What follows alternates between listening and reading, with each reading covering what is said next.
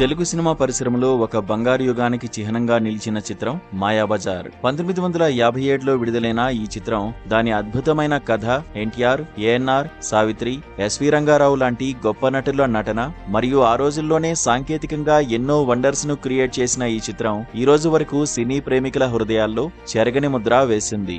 అయితే ఇప్పుడు ఈ చిత్రాన్ని మహానటుడు నందమూరి తారక రామారావు 102వ జయంతి సందర్భంగా మే 28న కలర్ వర్షన్లో మరోసారి వెండితెరపై సందడి చేయనుంది.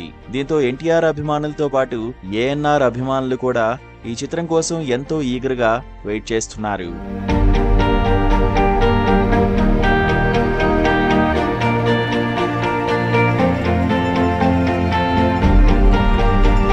కేవీ రెడ్డి దర్శకత్వంలో విజయవాహిని స్టూడియోస్ నిర్మించిన మాయాబజార్ మహాభారతంలోని శశిరేఖ పరిణయం కథ ఆధారంగా రూపొందిన ఒక ఫ్యాంటసీ డ్రామా.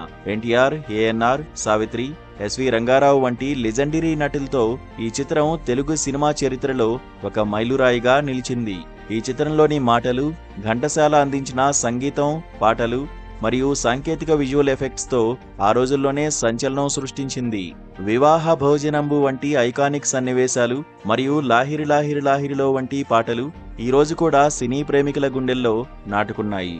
ఎన్టీఆర్ 102వ జయంతి సందర్భంగా మాయాబజార్ కలర్ వెర్షన్ లో మరోసారి ప్రేక్షకుల ముందుకు రాబోతోంది. ఈ రీ రిలీజ్ కు సంబంధించిన సన్నాహాలు ఇప్పటికే సోషల్ మీడియాలో హల్చల్ చేస్తున్నాయి. ఈ చిత్రం ఇప్పటికే 2010లో కలర్ వెర్షన్ లో రీ రిలీజ్ అయింది మరియు ఈసారి కూడా అధునాతన టెక్నాలజీతో చిత్రాన్ని రీమాస్టర్ చేసి విజువల్ క్వాలిటీని మరింత మెరుగుపరిచినట్లు తెలుస్తోంది. ఈ కలర్ వెర్షన్ ఆ రోజుల సినిమా మ్యాజిక్ ను ఆధునిక ప్రేక్షకులకు మరింత దగ్గరగా తీసుకువస్తుంది. ఇక ఈ చిత్రాన్ని తెలుగు రాష్ట్రాలకే పరిమితం కాకుండా ప్రపంచవ్యాప్తంగా రీ రిలీజ్ చేయడానికి సన్నాహాలు చేస్తున్నారు. మాయాబజార్ చిత్రం అప్పటి ప్రేక్షకులనే కాదు, ఈ తరం ప్రేక్షకులకు ఒక కల్ట్ క్లాసిక్ ను అనుభవించే అవకాశం కల్పిస్తుంది.